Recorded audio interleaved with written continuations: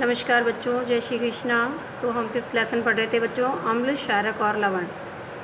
हमने कल बच्चों विभिन्न प्रकार के सूचक के बारे में पढ़ा था। हल्दी का सूचक, लिटमस का सूचक, किस प्रकार से जो है लाइकेन नामक पादप से हम लिटमस का सूचक तैयार करते हैं, और हल्दी का सूचक किस प्रकार से तैयार करते हैं, और किस प्रकार से इन सूचकों की सहायता से हम विभिन्न प्रकार के पदार्थों का टेस्ट करके पता लगाते हैं कि कौन सा पदार्थ जो है अम्लीय है और कौन सा क्षारीय है।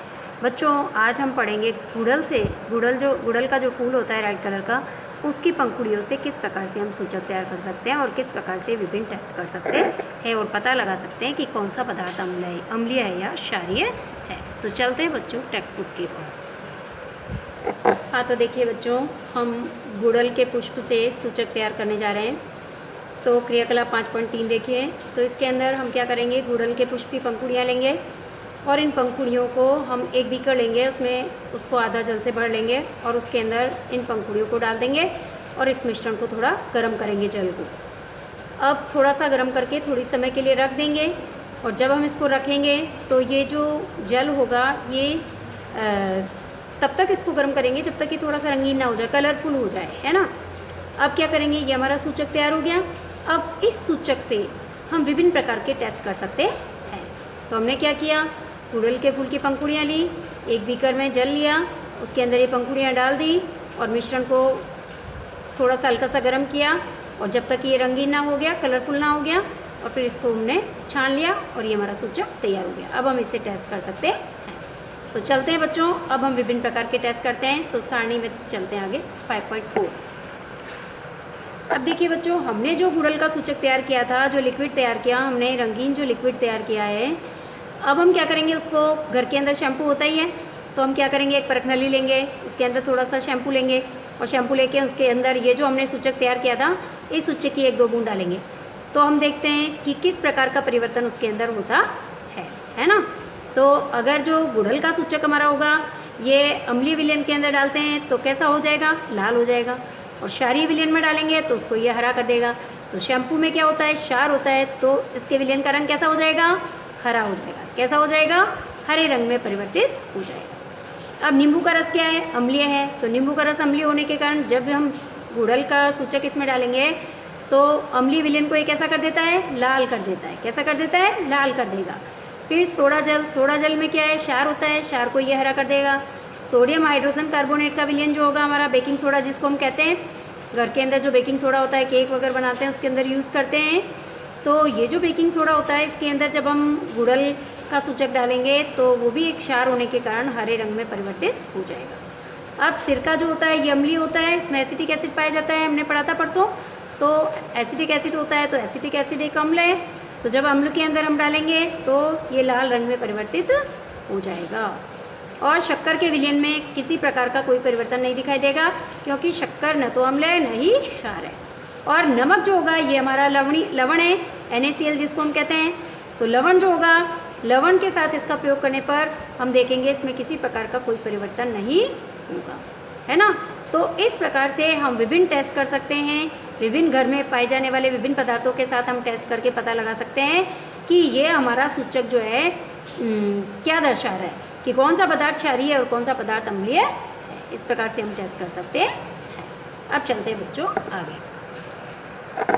अब देखिए बच्चों, ये क्या कह रहा है कि जो गुड़हल का सूचक होता है ये अम्लीय, क्षारीय और उदासीन विलयन के साथ किस प्रकार का प्रभाव जो है वो डालता है।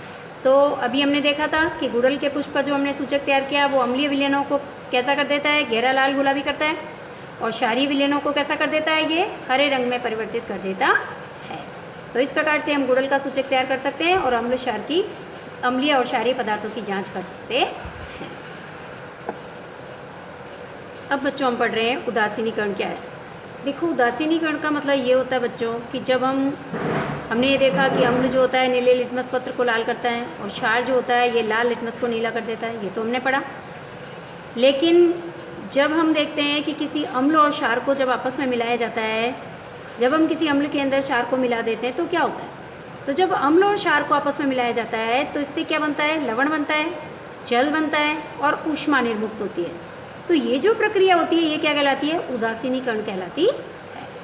तो उदासीनीकरण की परिभाषा क्या हो गई कि जब अम्ल और क्षार को आपस में मिलाया जाता है तो लवण बनता है, जल बनता है और ऊष्मा निर्मुक्त होती है। ये पूरी जो प्रक्रिया होती है ये कहलाती है उदासीनीकरण की प्रक्रिया। ठीक है, इसे तो हम उदासीनीकरण कहते हैं। अब हम बच्चों एक और नए सूचक के बारे में चर्चा करने जा रहे हैं जिसका नाम है फिनाप्थलीन। क्या नाम है? फिनाप्थलीन। ये जो फिनाप्थलीन होता है इसका उपयोग भी हम सूचक के रूप में कर सकते हैं, जिसका उपयोग अभी हमने नहीं किया है, लेकिन अब हम इसका उपयोग सूचक के रूप में करने जा रहे हैं। तो इसके लिए बच्चों हम क्या करेंगे, ध्यान दो। अब देखिए फिनाप्थलीन जो होता है इसका उपयोग हम सूचक के रूप में कैसे कर सकते हैं। जैसे हमने क्या किया, एक परखनली ली, एक परखनली लेकर के उसके अंदर हमने तनु हाइड्रोक्लोरिक अम्ल डाल दिया। क्या डाल दिया? तनु हाइड्रोक्लोरिक अम्ल इसके अंदर हमने भर दिया।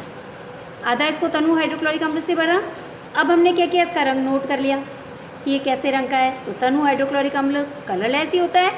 अब हमने क्या किया, इसके अंदर फिनाप्थलीन की विलयन, फिनाप्थलीन का जो विलयन था वो भी हमने एक अलग परखनली में ले लिया। अब हमने क्या किया कि फिनाप्थलीन के सूचक की 2-3 बूंदें लेकर के इस अम्ल में हमने मिलाई। क्या किया, फिनाप्थलीन की 2-3 बूंदें लेकर के किस में मिलाई, इस हाइड्रोक्लोरिक एसिड वाली परखनली के अंदर हमने इसको डाला। अब देखिए बच्चों, यहाँ पर हमने इस परखनली के अंदर HCl लिया था, हाइड्रोक्लोरिक एसिड लिया था, और फिर हमने इसके अंदर जो है वो क्या डाला, फिनाप्थलीन की 1-2 बूंद डाली।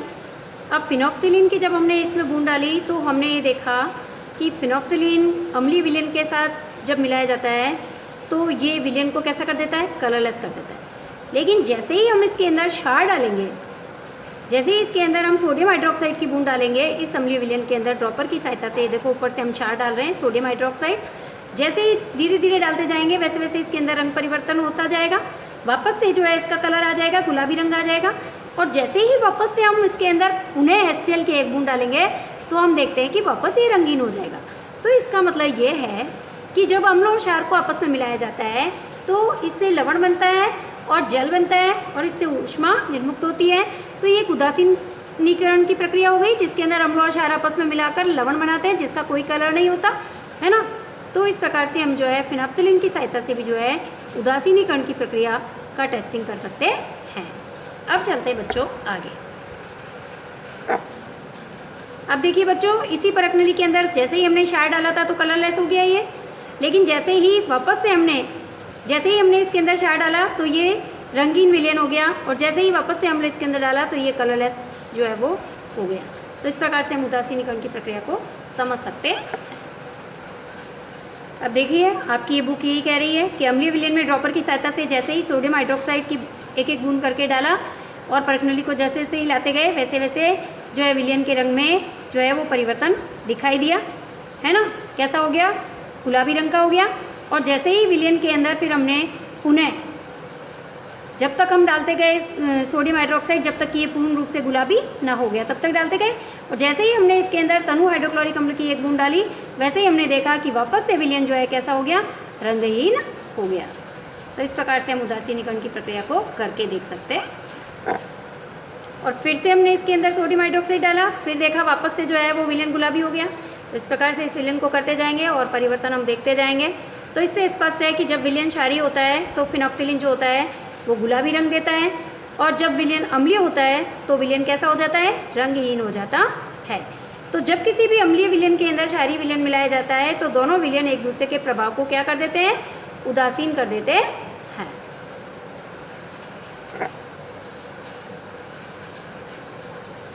जब किसी अम्ल और क्षार के विलयन को उचित मात्रा में मिलाया जाता है तो विलयन की प्रकृति न तो अम्लीय रहती है न ही क्षारीय रहती है।